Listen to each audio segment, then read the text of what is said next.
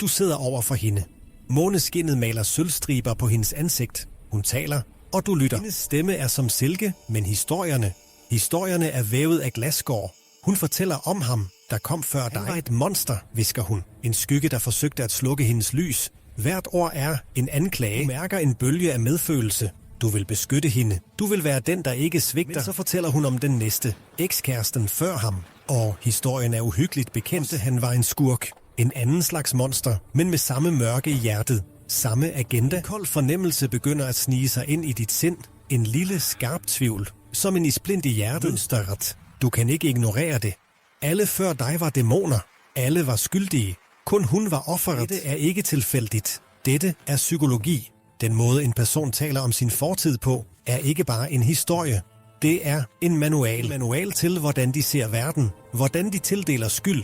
Og vigtigst af alt, hvordan de vil behandle dig. Når en person konsekvent maler sig selv som det uskyldige offer i alle tidligere forhold, er det et alarmerende signal. Det kaldes en offerfortælling. En strategi, bevidst eller ubevidst, for at undgå ansvar. Denne fortælling er hun altid helten, den overlevende.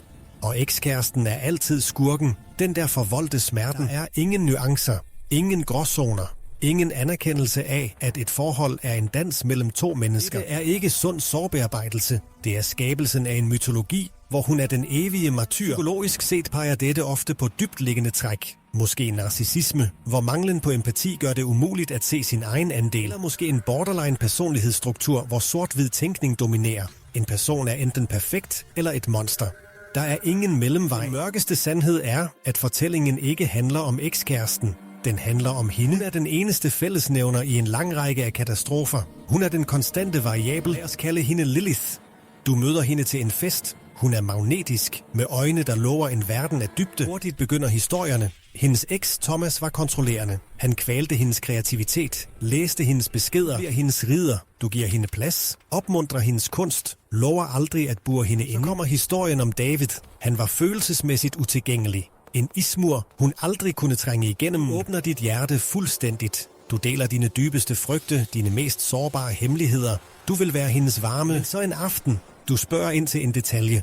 En lille uoverensstemmelse i hendes historie om Thomas. Hendes øjne forandres, varmen forsvinder. I et splitsekund ser du ikke et offer. Du ser en strateg. Hun anklager dig, for ikke at tro på hende. For at være ligesom Thomas, mistroisk og kontrollerende, prøver at forsvare dig, men dine ord bliver til støv. Fortællingen er allerede skrevet. Rollen er besat. Pludselig forstår du. Thomas var måske ikke et monster. Måske satte han grænser. Måske opdagede han løgnene. David var måske ikke en ismur. Måske lukkede han af for at beskytte sig selv mod hendes endeløse drama og kaotiske følelser. Kæresterne var ikke skurke. De var overlevende. De var dem, der slap væk. Du er den næste i rækken. Din rolle i hendes næste store tragedie er ved at blive skrevet. Det er den mørkeste sandhed.